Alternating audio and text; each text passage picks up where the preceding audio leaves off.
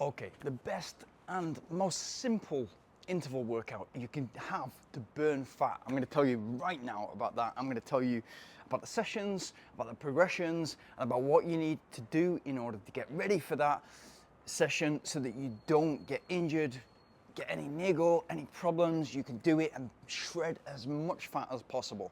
Now, very, very simply, just dive straight in. And if you're watching these videos and you're getting something from them, please like and subscribe.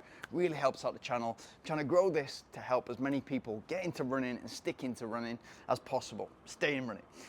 Now, if you're able to run right now and you're able to run for 20, 30, 40 minutes, you can get started with this. Very, very simple.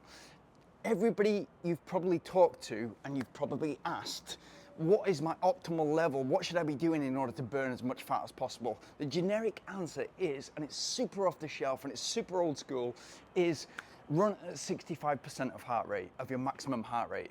So people do that, okay, my maximum heart rate is my 220 minus my age is 190.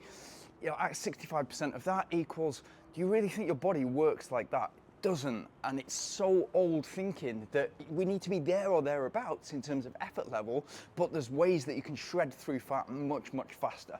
So all I want you to do is super important when you're doing an interval session, because we're going to be running fast and we're going to be running at pace and we're going to be running like a threshold. Super important to warm up properly so we don't have any injuries, we don't have any problems.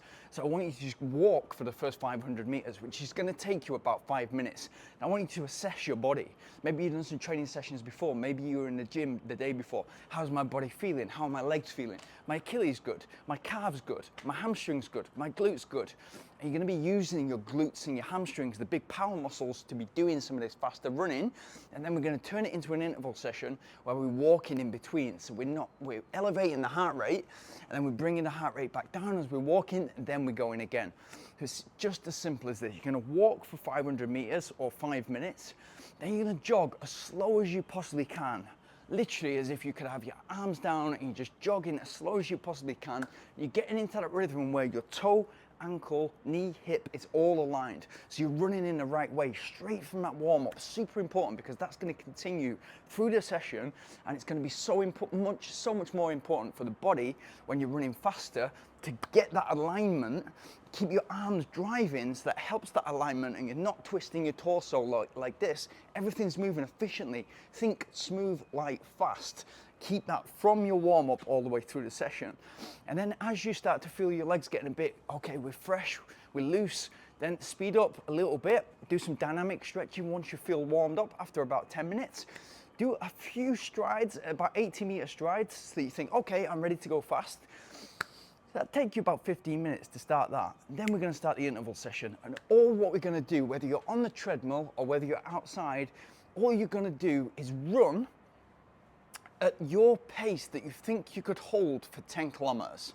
You're going to run as fast as that for 1, 2, or 3 minutes, depending on where you're at right now. You're going to run as fast as you possibly can for 10K, but for only 1, 2, 3 minutes.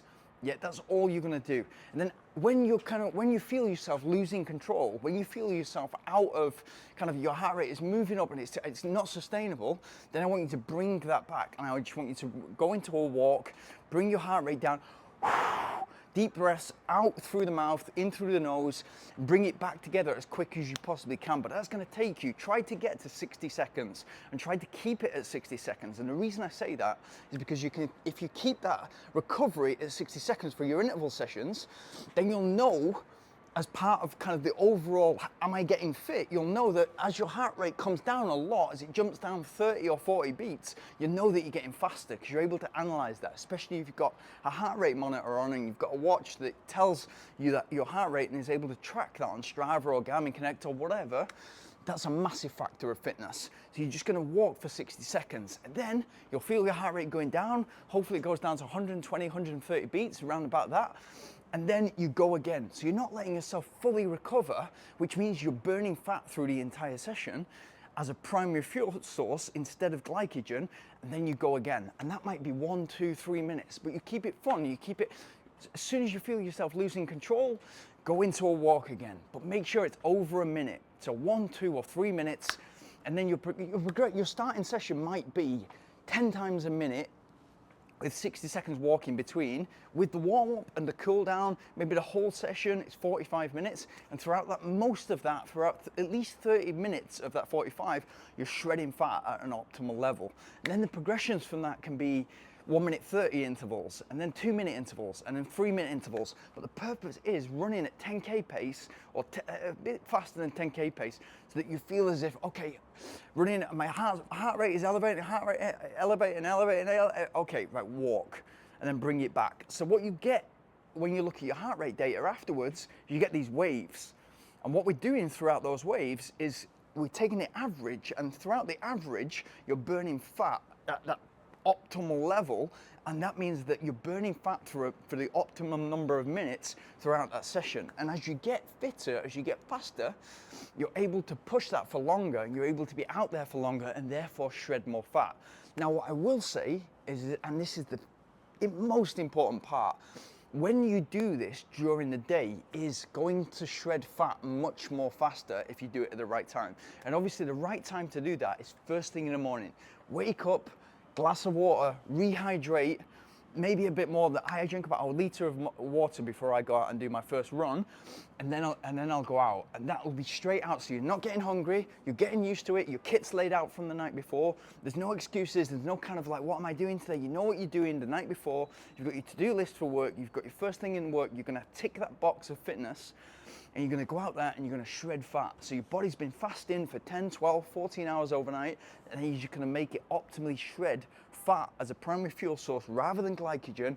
You're gonna get out there and you're gonna feel great once you finish that. Even if you're just starting off with 15, 20 minutes, 10 times 1 minute, with a minute walk in between is a 20-minute session, but you're gonna be shredding fat optimally for 20 minutes. That's gonna be worth you going out there and walking for 2 hours. Easily worth that, yeah? So make sure you're warmed up properly, you're ready to go, and then get into it. Like, get into it, and you're doing a stride so you're able to go quick, and then you're getting into it and you're running at 10K pace or faster in order to go quick. Then once you get heart rate feels like it's going too high, then you're bringing it back down into a walk, and then you're going again. You're gonna have a massive fat burning effect from that. And then when you get back from that session, then you want to refuel. So within 15 minutes, get yourself 25 to 50 grams of carbohydrate. I take 100 grams of carbohydrate afterwards if it's definitely been a big session, because that is your recovery. That's your recovery happening. You're refueling glycogen stocks, you're refueling glycogen stocks in the liver and the muscles, and you're helping your body recover after that session, which is going to be one of the sessions during the week that takes the most out of your muscles. So the faster that you recover from that, the quicker you can get on to running again, and that obviously is going to help your fat loss and your weight loss journey as well. Super important. Let me know in the comments like how you're doing in terms of where your training's at the moment, how you're finding interval training. Some people love it. It's my favorite session of the day. I love to taste that blood in my mouth as my heart rate goes out of control, and then bringing it back in and realizing that if I give myself 60 seconds, I can bring my heart rate right back down. That gives you a lot of confidence, because you know that in a race, if you're letting a race get away from you, meaning you're putting too much effort in and it's not sustainable, you know that, okay, slow down by 10, 20 seconds per kilometer for the next 500 meters, regain, regroup, and then go again. And it gives you super confidence to be able to do that.